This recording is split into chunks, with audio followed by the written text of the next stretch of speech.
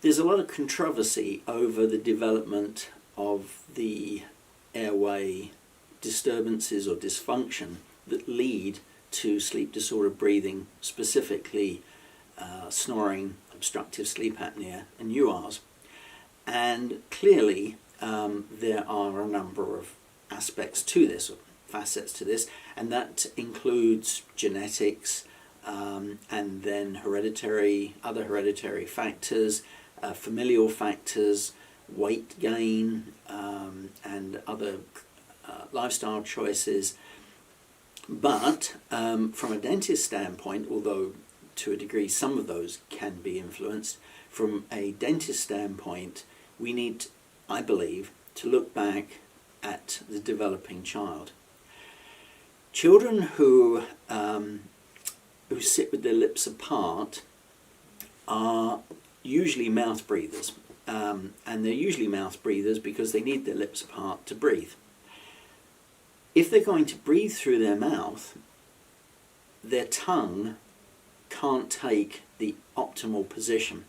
An optimal position is the tongue filling the mouth oral cavity, and the tip of the tongue being forwards and up. In fact, there's a little area, the incisive papilla, just on the inside of the teeth, in the middle, and that is the point at which the tip of the tongue starts its action for swallow, deglutition.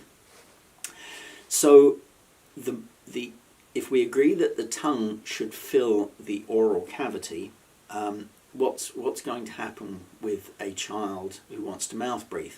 Well, clearly, if the mouth is full of tongue, air's not going to go through. And so consequently, the tongue has to be carried in a different posture.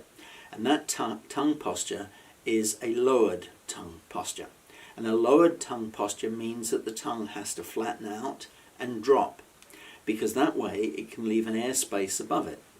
Therefore, the kid who's breathing through their mouth with their lips apart, the air can go in over the tongue, and therefore they can mouth breathe.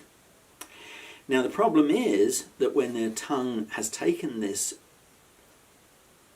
new position, it lies over the teeth. It lies over the back teeth especially.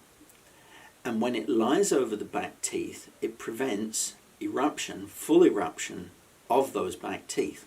Now, the problem is, as a dentist, I can speak from experience, we look into a patient's mouth, a kiddie's mouth, and we usually and generally see a level teeth of the same height, therefore a level bite. Now, when they're all in this position that's, if you like, too short, we don't notice so much, because we notice the odd things. It's a bit like running upstairs.